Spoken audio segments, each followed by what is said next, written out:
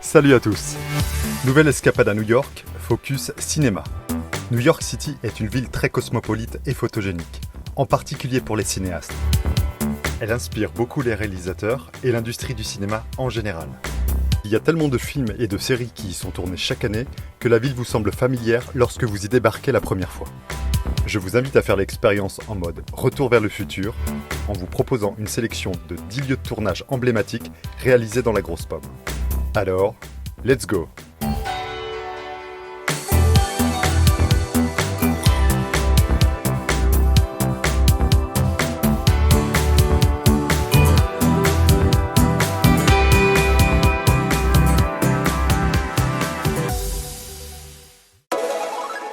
Je ne sais pas si vous êtes comme moi, mais je trouve toujours amusant de découvrir en vrai les lieux de vos scènes ciné préférées, qui parfois vous procurent de chouettes souvenirs ou bien encore de très belles émotions.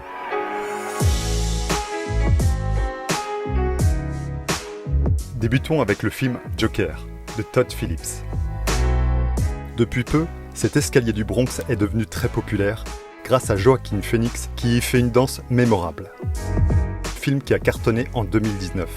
D'ailleurs, l'affiche française du film s'inspire directement de cette scène. Poursuivons avec SOS Fantôme d'Ivan Reitman. Le QG des chasseurs de fantômes de Ghostbusters est devenu culte. Il est situé dans une caserne de Tribeca construite en 1912. 35 ans après, les pompiers et la ville célèbrent encore ce film en peignant le logo au pied de l'établissement. Une scène importante de SOS Fantôme a été tournée à Columbus Circle.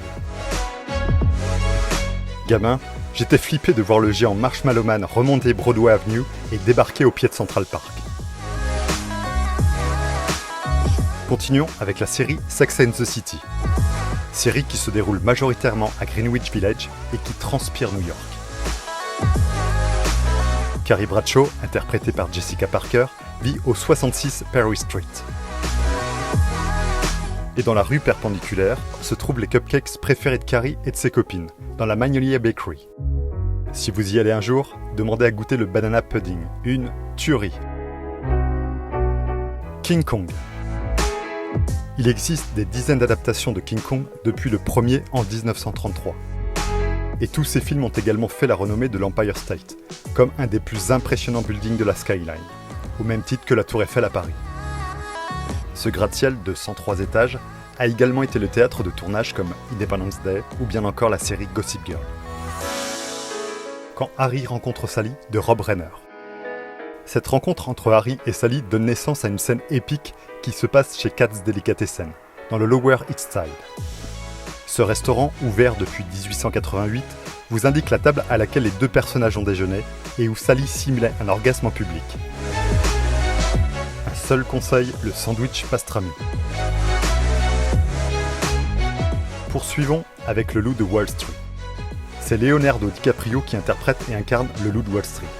Dans plusieurs plans du film de Martin Scorsese, on aperçoit le Charging Bull, installé après le crash boursier de 1987, symbolisant, je cite l'artiste, la force et la puissance du peuple face à la finance. Depuis, certains diront que caresser le nez, les cornes ou bien encore les testicules est signe de bonne fortune. Je vous donne une méthode encore plus simple, le hug à l'américaine. Retrouvons une série avec Friends. Elle reste mondialement connue avec pour principal décor le quartier bohème de West Village. Quartier où l'on trouve notamment les appartements de Monica, Rachel, Joey et Chandler. Le building est situé à l'angle de Grove Street et Bedford Street. Il était une fois l'Amérique. À lui seul, ce plan séquence avec le Manhattan Bridge illustre parfaitement ce film mythique et son affiche sur laquelle on voit Noodle et sa bande traverser la rue. Ce chef-d'œuvre de Sergio Leone nous replonge dans le New York de la Prohibition jusqu'aux années 60. Avant-dernier, The Dark Knight Rises. Dans ce dernier volet Batman de la saga Christopher Nolan, on retrouve le terrifiant Ben qui prend en otage Wall Street pour provoquer une crise boursière mondiale. Et c'est dans le berceau de la finance devant le Federal Hall qu'il met ses menaces à exécution. On termine avec le film Manhattan. Une fois encore, Woody Allen a cherché à sublimer sa ville fétiche en utilisant notamment le noir et blanc. Un plan marquant du film, comme la photo de l'affiche par ailleurs, est tourné depuis les quais de Manhattan, juste en dessous du Queensboro Bridge. C'était ma sélection de 10 spots ciné à New York. Mais donnez-moi juste l'occasion d'un bonus. Avec Vanilla Sky. C'est cette période Covid-19 qui m'a fait repenser au film de Cameron Crowe, et particulièrement à la scène avec Tom Cruise dans Times Square. Le personnage, qui est en plein cauchemar, déboule avec sa voiture dans un New York totalement vide et désert. Seuls les écrans géants sont encore allumés. Il est alors pris de panique et engage une course folle sur Broadway Avenue. Bien forcé de constater que 20 ans plus tard, la réalité a dépassé la fiction. Voilà, j'espère que vous avez aimé vous balader dans New York avec moi. Et je vous dis à bientôt pour de prochaines escapades. D'ici là, take care. Tu as aimé cette vidéo ? Vas-y, like ou bien laisse un commentaire. Mieux encore, abonne-toi pour bientôt de nouvelles escapades.